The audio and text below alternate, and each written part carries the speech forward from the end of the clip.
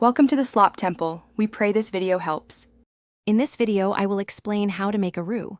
First, gather your ingredients: a fat like butter or oil and all-purpose flour. A classic roux uses equal parts fat and flour by weight, for example, 2 ounces of butter and 2 ounces of flour. This simple combination is the foundation for countless delicious dishes, providing a rich, smooth texture and flavor. Let's get started on the process.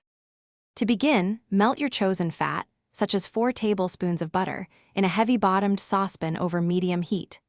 Once melted, gradually whisk in 4 tablespoons of all-purpose flour until a smooth paste, or roux, forms. Continue to cook this mixture, stirring constantly for at least 1 minute to cook out the raw flour taste. This initial cooking is crucial for a good base. Roux comes in various shades, each with distinct uses.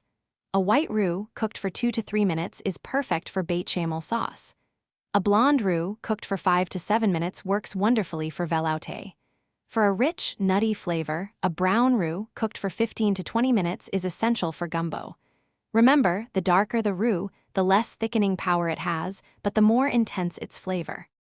For a perfect roux every time, always use a whisk to ensure a smooth, lump-free consistency. Cook over medium to medium-low heat to prevent burning, especially when aiming for a darker roux. Continuous stirring is key to even cooking and preventing scorching. If you have extra, store it in an airtight container in the refrigerator for up to 1 week. Enjoy making delicious sauces and gravies. Thanks for watching. Consider subscribing if we helped you.